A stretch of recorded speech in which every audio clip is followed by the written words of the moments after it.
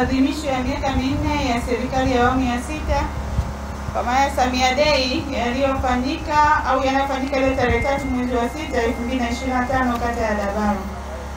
Mheshimiwa mgeni rasmi, wageni waalikwa, washiriki wote, mabibi na mabwana, ninayo furaha kualika katika hafla hii adhimu ya maadhimisho ya miaka 4 ya serikali ya awamu ya 6 Samia Day katika kata ya Dabaro yanayofanyika hapa Manyimba.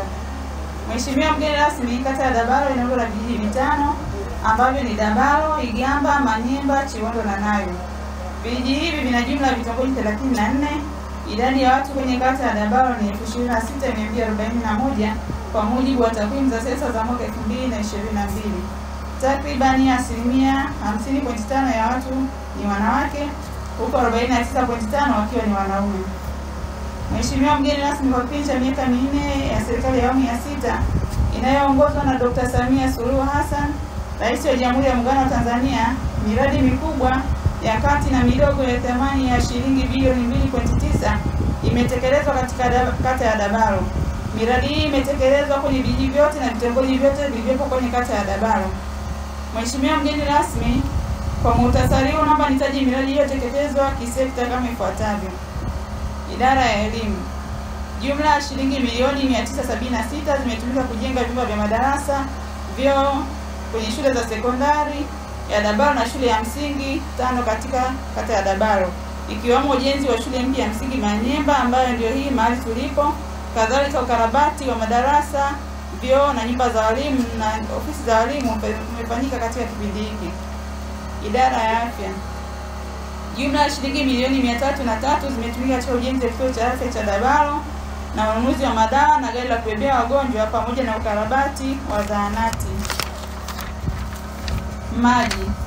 Jumla ya fedha shilingi bilioni 1 na milioni 33 zimetumika katika ujenzi wa miradi ya maji, ofisi, usafiri wa aina ya pikipiki. Barabara. Miundombinu ya barabara imetumia jumla ya shilingi milioni 471 milioni 471,765,530 zimetumika kwenye ukarabati wa barabara na ujenzi wa madaraja. Utawala. Jumla ya shilingi milioni 184 zimetumika katika kujenga ofisi mbalimbali za utawala, ikiwemo masjala ya ardhi, ofisi za vijiji na ofisi za division. Mifugo. Kwenye sekta ya mifugo na kilimo, jumla ya shilingi milioni 12 zimetumika kujenga josho Manyimba. Hivyo jumla ya miradi yote imegharimu shilingi bilioni 2,80,265,530. Pia mgeni rasmi, ipo miradi tuliyoshindwa kutambua thamani zake, mfano miradi ya umeme. Mikopo ya vikundi.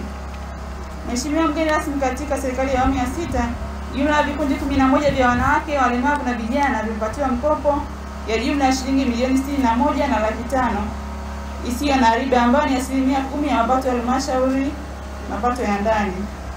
Asante, naomba kuwasilisha ikiambatanisha na orodha ya miradi yote iliyotekelezwa pamoja na picha mbalimbali za baadhi ya miradi katika kata ya Dabaro. Asante.